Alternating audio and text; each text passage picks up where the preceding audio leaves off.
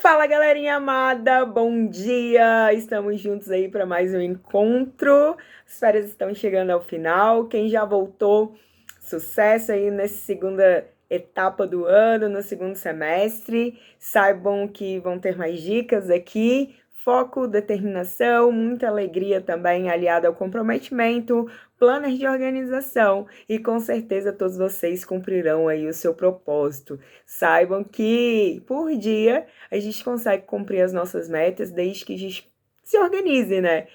A organização, ela é a chave de uma produção de maior excelência. Cada um a seu jeitinho, a seu modo, então descubra o seu modo de se organizar melhor. Aqui eu posso passar algumas dicas, tá? Aguardem no próximo vídeo de planos de organização, mas saibam que cada um de vocês aí, de acordo com a sua rotina, é que vão dizer para si mesmo qual é a melhor maneira, qual é a forma com que você se adapta ao conteúdo, se você vai ter memória fotográfica, reflexiva, e assim vai.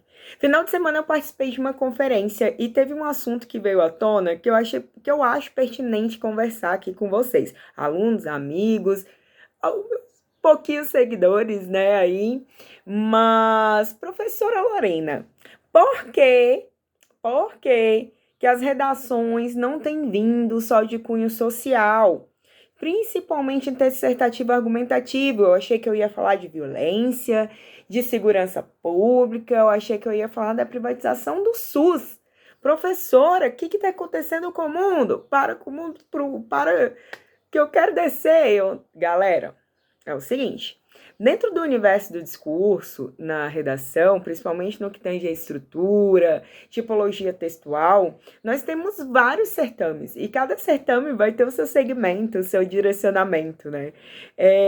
Eu falo, redação não é receita de bolo, por isso que você vai ver ali técnicas rápidas, até para o Enem, para o PAS, funcionam. Para um concurso, funciona, claro que sim, mas existe um outro lado. A técnica sem o discurso não é nada, sem o entendimento não é nada. E lá na redação eu tive alguns problemas, quando elas são de cunho, igual o PAS agora, reflexivo filosófico, ideológico. Qual o problema ideológico? É aquele que alguns alunos não reconhecem a filosofia, né? Não reconhecem aqueles textos motivadores como verdade. E aí eu costumo dizer, você, aluno e aluna, pode ter o direito de pensar o que quiser, lógico, livre-arbítrio, são os valores de vocês, o que vocês aprenderam na casa de vocês, seu segmento, muitas vezes até religioso, com certeza,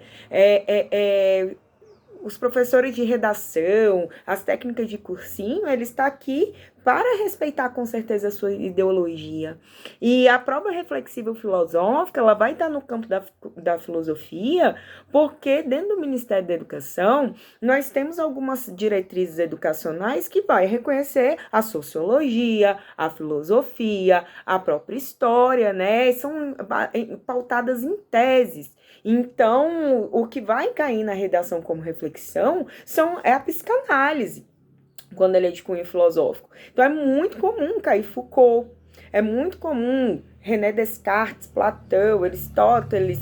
É recorrente, porque se você pegar aí os estudos da filosofia e aliado até à própria história, vai ter um começo, ele vai dar esse resgate na Grécia, ele vai voltar na história e vai jogar uma pergunta, às vezes uma frase até de efeito ali, que seja demarcada por esses filósofos. Então, o palco da redação naquele momento não é contestar a religião, a menos que venha um tema que caia isso, que é muito difícil, porque pelo Estado ser laico, né, nossa educação, enfim, o âmbito da federação, no caso, no que eu estou falando da educação, então ia dar muita polêmica e cada um com seu segmento. Então, eles vão pegar uma pergunta e vão jogar. Professora, eu posso contestar isso? Sim, mas nenhuma pergunta do PAS foi de contestação ideológica. Não foi, né? Foi o seu legado, foi sobre esperança. Isso nós podemos falar, a gente escuta isso o tempo todo, em todos os lugares. É o que você acha sobre isso, né?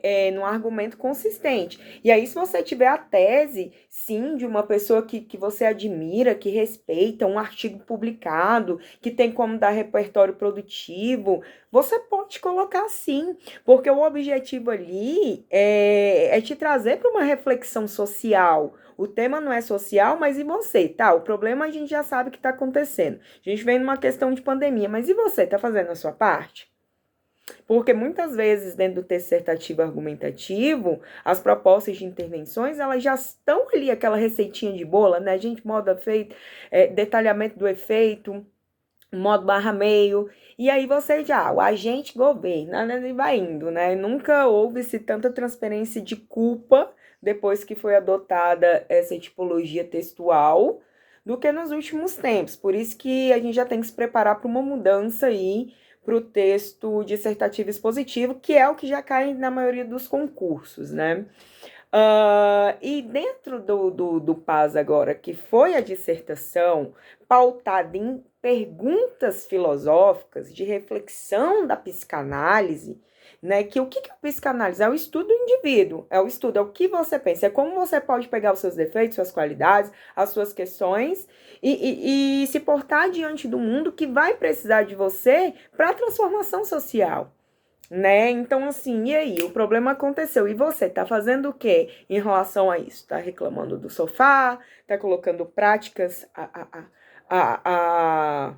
produtivas? Tá conseguindo organizar o seu tempo? Como que está a saúde mental? Né? Então, ele vai para esse lado. Ele vai para esse viés. E os textos motivadores de cunho filosófico é porque, dentro de uma tese que não pode ser pautada em achismo, ela vai ser credibilizada na ciência, na história, no contexto que esse aluno está estudando, interdisciplinar, misturando várias disciplinas ali, principalmente o aluno da primeira fase, né, que acabou de sair do Fundamental 2, entrou ali com essas outras disciplinas recentemente, né, no 9º ano. E então é isso. Então, esses textos é mais porque é o que os alunos estão estudando nas outras disciplinas. Professora, eu não gosto de filosofia, eu queria que tirasse, eu não reconheço. Questão pessoal de cada um, né? Questão pessoal, se é pessoal, já é de cada um. Né, questão aí de vocês.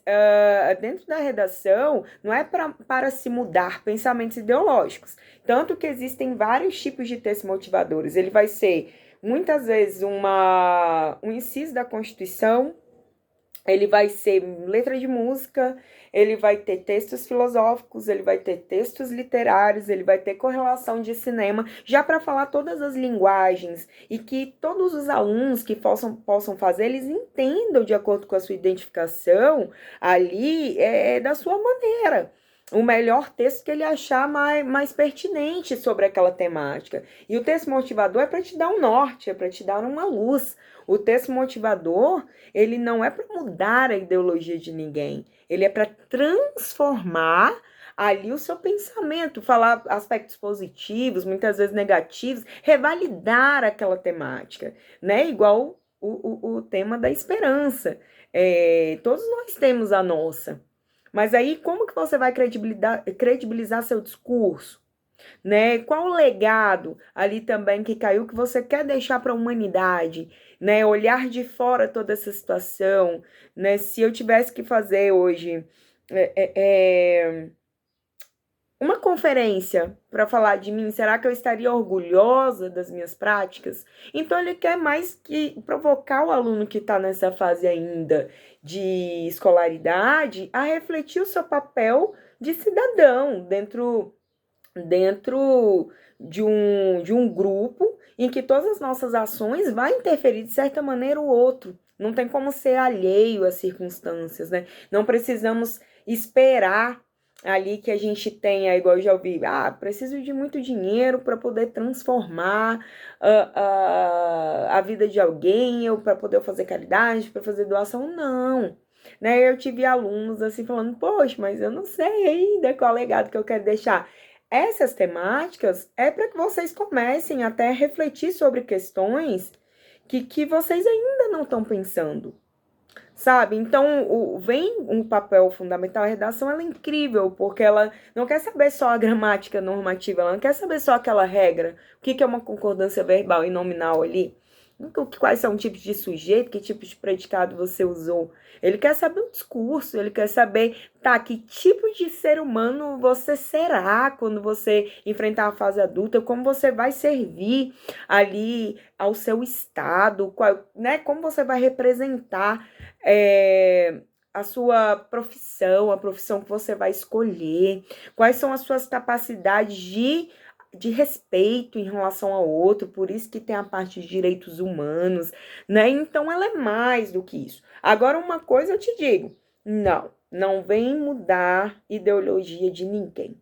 Ela vem obedecer a matriz de referência do Ministério da Educação, que vai ser discutida a respeito da ciência, a respeito das disciplinas as quais estão hoje no conteúdo programático, né? A importância da reflexão. Por isso que quem enfrenta certames de pré-vestibulares vai ver que as questões são mais interpretativas, né? Então, tá no âmbito da linguagem, por exemplo, do que perguntas secas, retas,